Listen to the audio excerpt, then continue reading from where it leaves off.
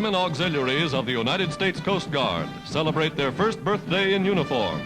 Mrs. Roosevelt, flanked by heads of all the women's service organizations, takes the salute as the Washington unit parades past the White House.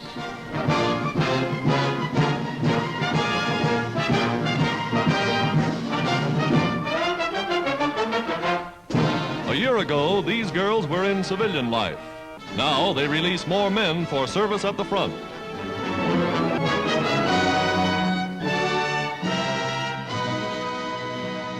I don't know what ever possessed me if it wasn't that poster. And it said, the Woman of the Year is a SPAR.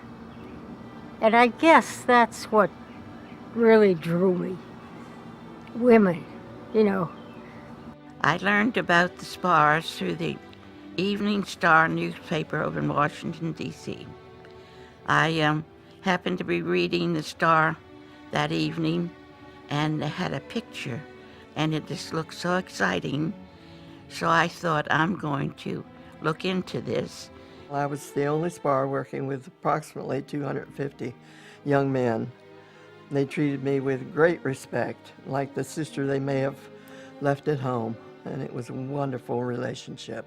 My father had 2 girls. He didn't have a boy to send into the service. He was so disappointed. One day he had heard about the SPARS. He came home with the papers all filled out, just needed my signature, and he got it, and I was gone.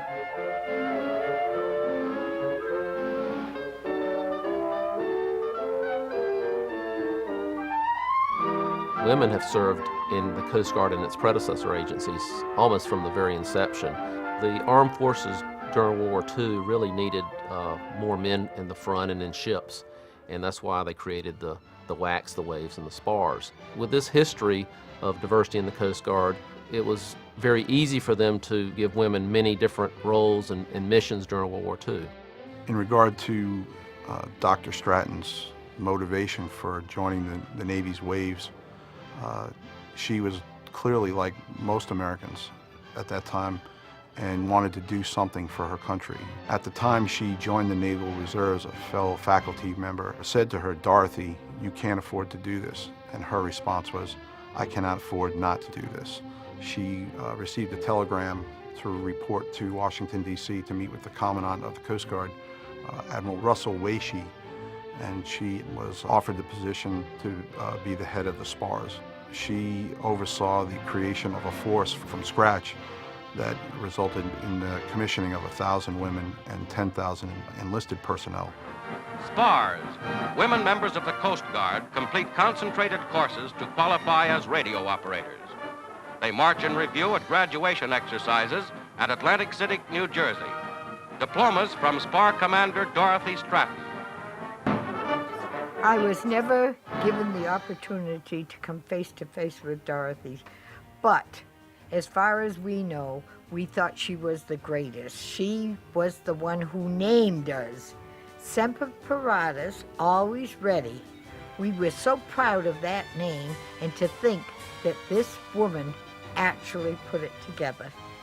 In a letter that she wrote to Admiral Wacie, she said that Semper Paratus, always ready, is the motto of the Coast Guard. And of course that acronym SPAR spells out the word SPAR, which is an important part of a ship.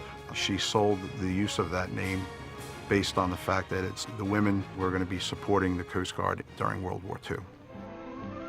There are many jobs the Coast Guard needs you for.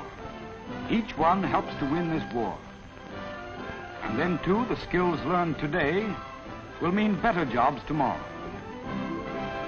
You won't get to be an admiral, but you may be the admiral's secretary. We've seen a number of times over now that it is very possible for women to rise to the highest levels within the Coast Guard. I think that we women all take great pride in knowing that it was those pioneers like Captain Stratton, like the many other SPARS, who stepped forward. We serve better today because we're reminded of their sacrifices. And I'm always pleased to be able to tell my counterparts in the other services that the Coast Guard has no restrictions for anybody. Coming up! I know some people didn't think women could do the job, but I think we've proven that we can do the job.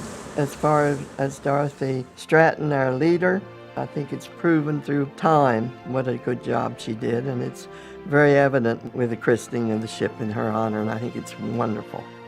I've worked with the company 31 years, and during those 31 years, I've worked on a lot of ships. But knowing that she was the first female officer, and the fact that she retired as a captain, that it means a lot to me. Dorothy Stratton opened many doors for women throughout the job force, not just in the military.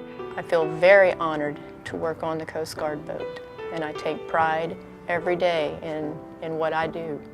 Dorothy Stratton had to be a very intelligent lady to accomplish what she did in a man's world in those years, and I'm very honored to work aboard the ship named after her.